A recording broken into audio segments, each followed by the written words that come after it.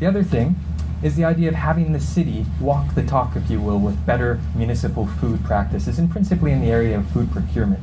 Right now, the city is a major consumer of food, not only at City Hall here, but at all of our satellite offices, our programs, our Parks Board facilities. We buy an awful lot of food. We do an awful lot of food-related activity. If we think and streamline our procurement activities in that sense, we can do a lot of good when it comes to supporting local food. Whether or not it's starting small and making sure that we're all getting locally produced apples, for example. That would be one simple thing. But we can do a whole lot more than that, too. So we can look at trying to integrate our processes and practices there. And for all of the folks out on the internet world that have been suggesting healthy food options and vegetarian options or vegan options, that's the type of thing too that we could conceivably look at with this type of procurement approach. We can leverage some partnerships, reduce some costs, and who knows, if we want to dream really big with it, we can also sit there and maybe look at supporting other food security initiatives around the city with that type of purchasing power. All right, people talk about shovel-ready programs when they talk about infrastructure. We think food offers some great, really shovel-ready stuff. We think that local food infrastructure should be supported in a number of different ways.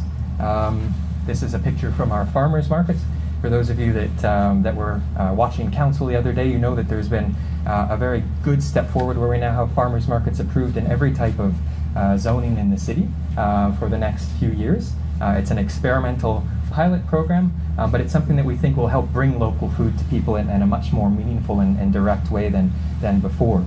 We also have 3,000 plus community garden plots that have been installed over the last little while, but there's an awful lot more. We have wait lists on every single garden in the city, long wait lists, and so there's stuff that we can do there. We have urban farming on an agenda right now, where we have an amazing urban farm down at Hastings and Hawkes, the soul food one, providing green jobs, supporting the local green economy for folks with lots of employment barriers, and producing some amazing food. So we can amp this up a little bit too. We can look at grants. We can look at integrating this under an umbrella program that the city develops. Information. Lots of good programs out there in the world, lots of good stuff happening in Vancouver, but sometimes not a lot of awareness around these things. So one of the things that we're thinking about, particularly given the emphasis on social media through the Greenest City program, is that this presents a really excellent opportunity to try and link these up where they can use that help. Maybe it's by doing a food directory, a local food directory. Maybe it's by helping people that are already doing a local food directory or inventorying stuff, or connecting people that need to be connected. Or maybe it's standing out of the way and helping some of the good projects that are ongoing right now take root and develop.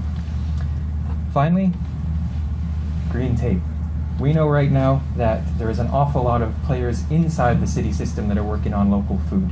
And in fact, we have, with the Urban Agriculture Steering Committee, representatives from real estate, engineering, social policy, parks. We get folks from sustainability. We get folks from the law department showing up. We've got an awful lot of people working on food. And sometimes they're working from their own perspective.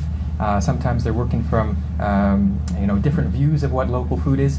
We know at the city that there's an awful lot that we could do to be knitting these different approaches together and streamlining our internal processes, cutting down, if you will, on the internal green tape that we have that sometimes, frankly, slows stuff down. We can do a lot better in that regard. So developing a coordinated plan around that is going to be one of the things that we're focusing on.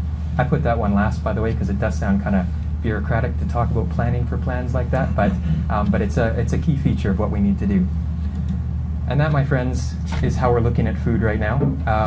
I think we can save questions to the end. Thank you very much for your attention. We can do questions. Or we can do questions right now. That would be cool. Okay, thank you. Anyone have a question for Andrew about local food? Hey, Joe. Oh, wait a minute. Hold on a second. Can you say that again? Could you explain what the local food network means and what do they do and what do they deliver? Sure. So the question for those that didn't hear was, can I explain the local food networks and what do they do? We have a number of them in place right now. There's 5 of them. They don't all operate the same, and they don't all have the same capacity. We have Choate Lake Cedar Cottage Food Security Network. We have the Grandview Woodlands Food Network. what they do is it's a collection of organizations. Maybe in some cases it's people working on emergency food provision, people working on developing community gardens, people working on a community kitchen. They all have a common interest in food. And they're realizing now that rather than operating in isolation, trying to, who knows what, apply for a grant or get volunteers, that if they pool their resources and they come together under this network concept, that they can really activate their capacities in a different way. So they are they're loose networks, they're affiliations. Some of them are registered as nonprofits in their own right, but they're really a collection of individuals and organizations in different neighborhoods that are working on food issues. And they do it at a very geographically fixed area within typically a local area. Or we also have one in the downtown east side that's forming as well. Any other questions? Yeah. Thank you for the presentation, Andrew. I'm wondering how you're linking the focus on the local food to your target for reducing carbon footprint reduction. Well, I have to say that is, so the question was how are we linking the idea of local food to the reduction in the carbon target? I have to say we're scratching our heads about that one, because the carbon target, I think, presents itself as an appealing metric, but carbon isn't everything when it comes to understanding local food. And so one of the things that we're wondering right now, because we have the opportunity to revisit these metrics, is that really the right one? It does a lot, but it doesn't do everything. I guess the difficulty that we have is if we don't use that one, what are we going to use instead? Because when you have something that is as comprehensive and multidimensional as the food system, it makes it very difficult to have a metric, even two metrics, because you end up being quite reductionist in the process. We don't want to spend a large amount of time chasing metrics because we want to get work in place when it comes to local food.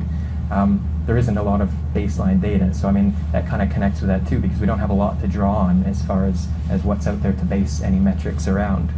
So there are some challenges in that regard. Any other questions? Okay, thank you very much.